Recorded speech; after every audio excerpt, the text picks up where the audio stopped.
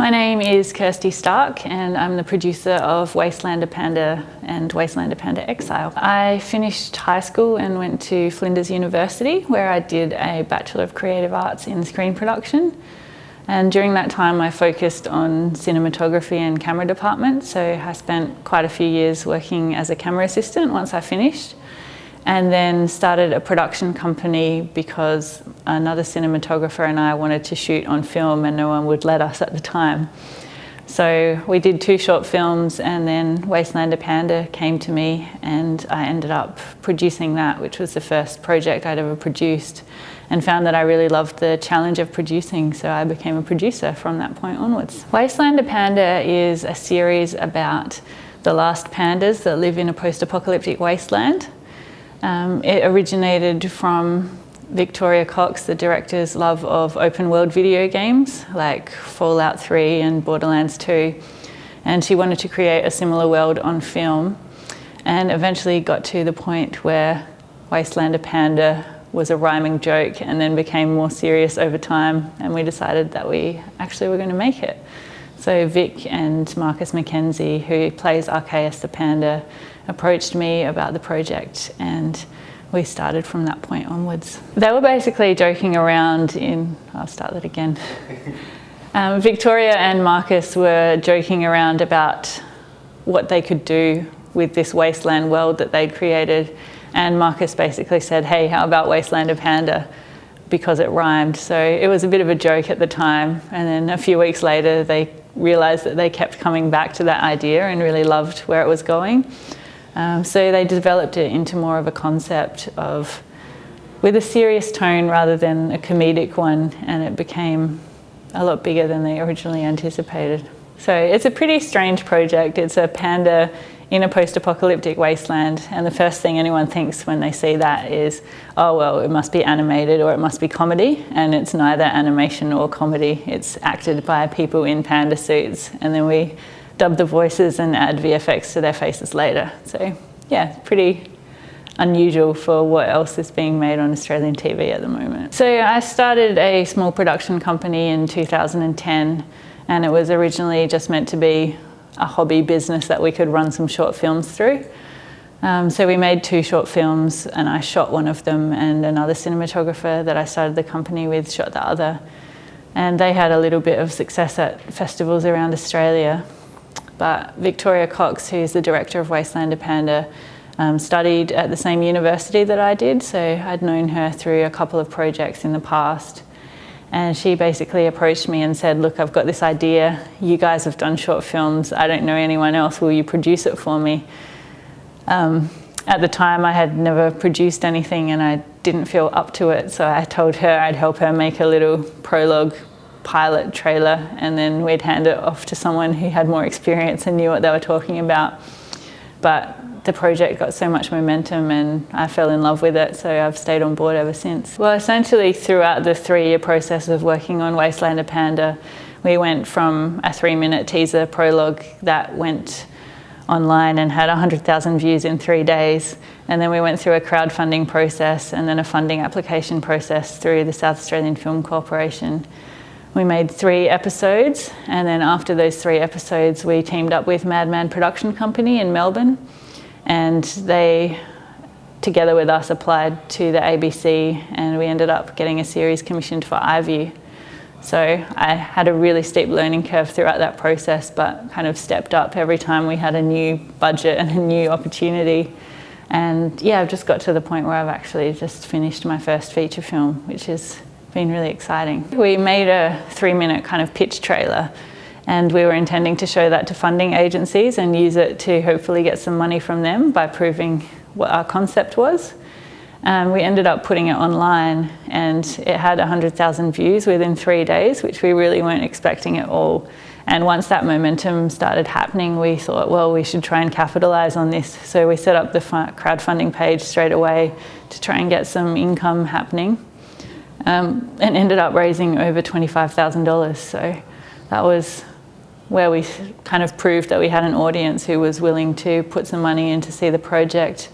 And from that and the success of the 3-minute trailer itself online, we were able to convince the South Australian Film Corporation to come on board, and they put in some development money for us to make 3 test short films and give a sense of the overall world. The time when the audience had the biggest impact was between the 3-minute prologue and the actual beginning of making those 3 short films. And that was really helpful because it gave us a sense of what questions they were asking, what they didn't quite understand. And we realised that a lot of people still thought maybe it wasn't meant to be serious, maybe they were supposed to laugh at this. So we specifically took all of their feedback, as well as taking what the industry expectations were for a long-form director, as in ability to tell a structured narrative, and them wanting to know more about the world itself. And we took all of that feedback and specifically designed the 3 short films so that we could meet all of those criteria. So one was specifically around the history, so that people could know where the world came from and how it started. The middle one was very drama-based and was like a 16-minute episode, so that Vic could show off her ability to tell a long-form story. And then the third one was designed for the internet and the ability to spread, basically. So it was a panda and a bison fighting in this giant underground fight pit against each other. Or with each other against some humans. It was a process that kind of went from stage to stage, and we didn't have a direct trajectory planned at the beginning. We just basically set out to make what we could, and then every time we'd made something, we aimed to go slightly bigger. From that crowdfunding, we managed to convince the South Australian Film Corporation that we did have an audience, and our application was basically the first time in Australia that anyone had managed to prove an online market as opposed to a broadcaster or distributor. And then once those 3 episodes came out, we'd actually gone to South by Southwest to launch that series, and met up with Madman over there and met up with ABC and SBS.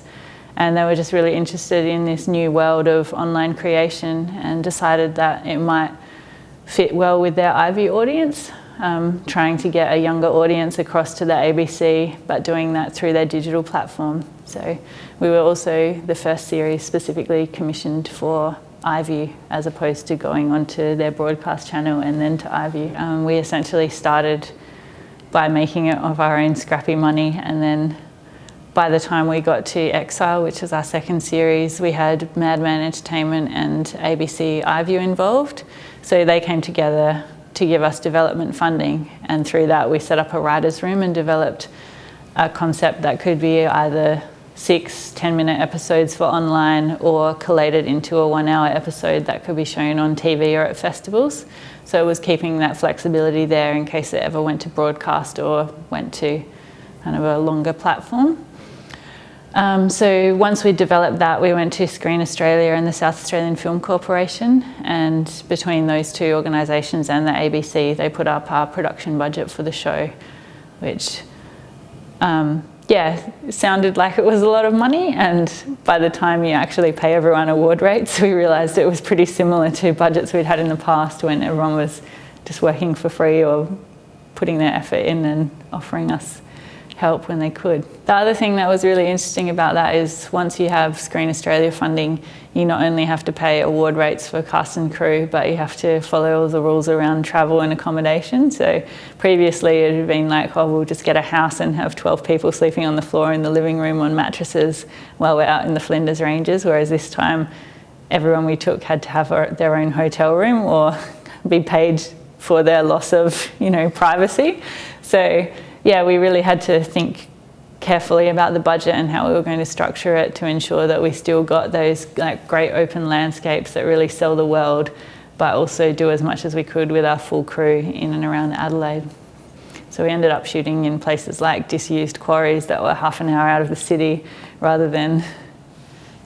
and then we just took a very small crew of about 8 to 10 people, including the actors, out to the Flinders Ranges for a couple of days to get all of the big shots that we needed. We had a bit of a challenge because we weren't used to having so many people put in their ideas. So we had not only the ABC and their commissioning editors, but the Screen Australia multi-platform people kind of telling us what they wanted to see from the story. And it was kind of a difficult process to collate all of that information and those differing views and come to something that we all agreed on. But in the end, the story was so much better for it because we had all of our ideas challenged, and it was a really great process to go through, and not just getting those kind of raw ideas right, but then the structure in place to make them work throughout the whole series.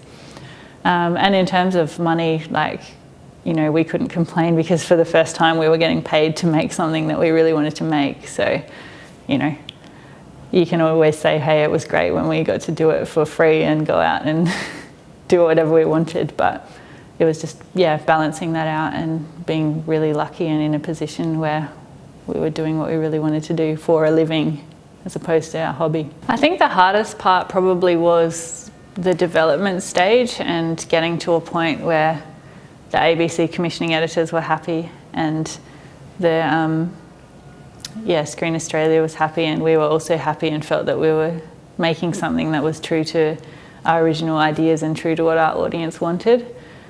So that process was really difficult. The other interesting challenge we had was moving from just putting everything online for free and anyone in the world being able to watch it at the same time whenever they wanted to a point where we had investors who had money at stake and were wanting to make money back, either through it being exclusive on their iView platform for a period of time, or Madman wanting to sell DVDs and Blu-rays to make back their investment. So to us, it was quite an interesting process to balance all of those needs as opposed to just being able to give it away. So we found that ABC was really helpful and we loved their input, but we did also find that we lost some of our core audience by going to iView because they, for one, expected to be able to watch it in HD, which it obviously wasn't on iTunes. They also traditionally went to YouTube to look for our content, and if it wasn't there, they often didn't know where else to look, even though we would advertise through our social media channels and Facebook. So I guess it was a harder marketing sell, and the ABC's marketing strategies were more traditional in sending press releases out to media agencies, whereas we had always gone the guerrilla online route. So yeah, it was interesting to, again, balance those differing backgrounds and differing strategies and find a way that would work. And we probably didn't do it as well as we could have, so we've learnt a lot that we'll then move forward with for future series. I think the hardest part about online content is there's no TV guide, and it's not something you can just go home and flick through the channel and see what's on. You really have to know where it is or how to be able to find it.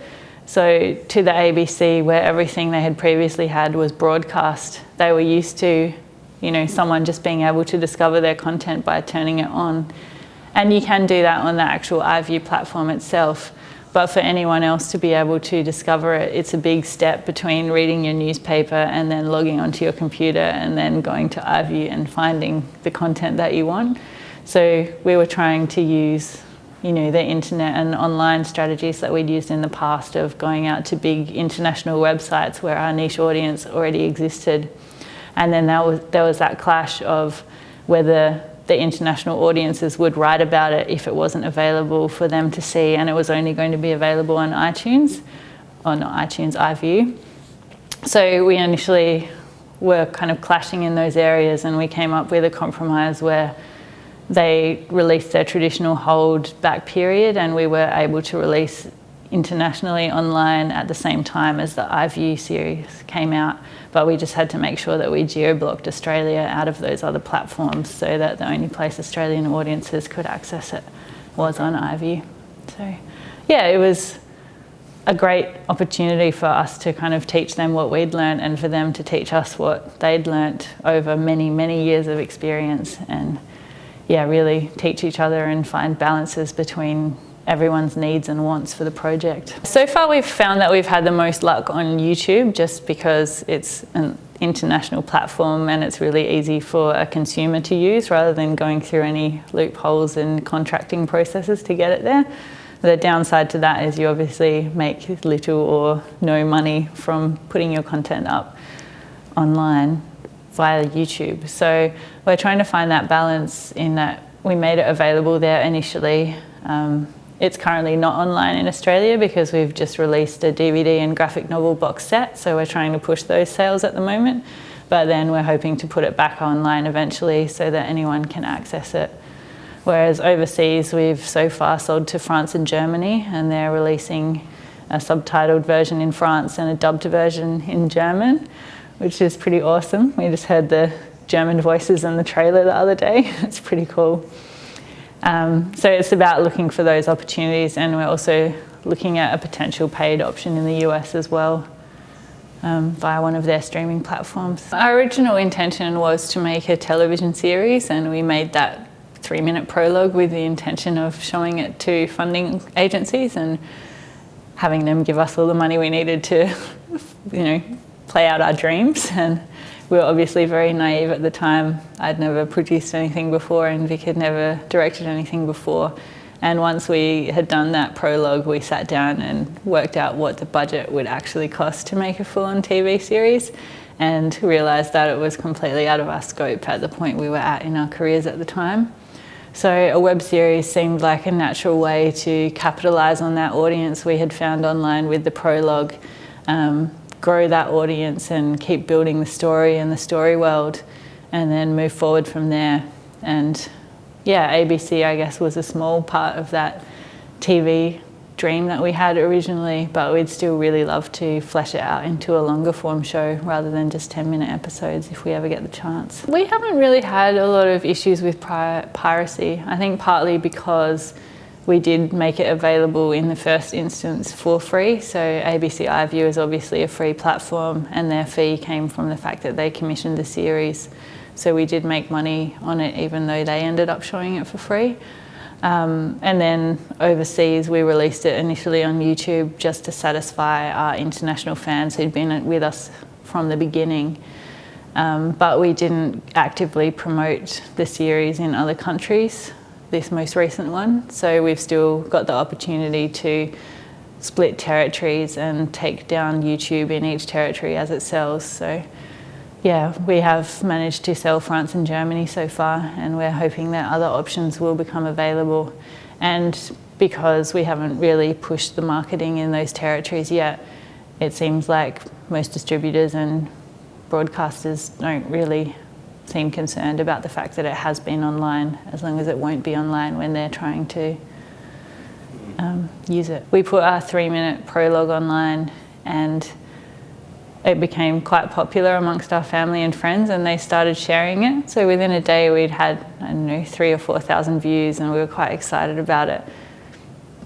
But we didn't really have the intention to make anything of it online until we spoke to one of our friends who just happened to be visiting us that day. And her name was Ella McIntyre, and she ended up becoming our producer of marketing and distribution. And she's one of those people that just completely understands the internet back to front, and who owns which websites and blogs and what content they cover, and how information spreads from the smaller blogs through to the bigger ones, and then also the other way. So she basically sat us down and said, hey, what are you going to do with this now that people are sharing it? It's starting to get some popularity. And we said, I don't know, we'd never really thought about it. So she helped us plan a marketing strategy just off the back of what had happened that week, and it was already online. We ended up getting on the front page of BuzzFeed, and it really spreading through some of those more, at the time there were more niche websites, and through that was how we got our attention. So we replicated that strategy of creating content that people would share and that would be marketable and interesting to some of those bigger websites in future. And that was how we got our next series off the ground, and then went on to make the third one. Victoria was always a massive fan of Borderlands 2, and that game was partly what inspired Wastelander Panda in the first place, because she wanted to translate the concept of an open world video game to a film platform. So when we had got some attention for our prologue and were looking to make the next series, she just decided that she would email Borderlands and their creators and ask them whether we could use the DAL logo from their world in the background of one of the scenes we wanted to do, just as a little bit of an homage to them and their inspiration that they'd given her. The actual creator of the series, Randy Pitchford, wrote back directly to Vic and said, "Hey, love it. And how would you feel if we put an image of Wastelander Panda in Borderlands 2? And she basically went, "What the?" Like, I don't remember ever seeing her that excited before. She was really just overwhelmed. So we went through quite a long legal process to make sure that both, because at one point they, I won't go into that. Anyway, they basically asked if they could use Wastelander Panda, and we ended up having a stencil of our KSR Panda in the dust level in Borderlands 2, which obviously came out and sold, millions of copies around the world, which was really exciting. I think a lot of people who play the game probably think it's a Kung Fu Panda reference because they don't know Wastelander Panda, but it's interesting that every so often there'll be a forum or a blog post that comes up and someone will ask, "Hey, what is that panda?" And the Borderlands team always refers them back to us and our website. So we have discovered quite a few new fans that way, which has been cool. So I think the most difficult thing about Wastelander Panda and the fact that we're making it in Australia is that the audience here is quite small and the idea is so niche that for the budget level we need to make it, the audience in Australia can't sustain the series as a whole. So we've started to look at international options. We had several meetings when we were in Los Angeles on the way back from Fantastic Fest, and there's people that are interested in the concept, but we basically discovered that in the US it doesn't mean anything unless you have an A-level showrunner and A-level cast attached. So we've got an agent with the project at the moment now who's based in LA, and they're basically approaching talent agencies and pitching the work and the concept to try and build that team around it. It's a fairly long process, but we're hoping that one day we'll get that group together and hopefully finance a pilot episode for the US, which will then translate to an international audience as well.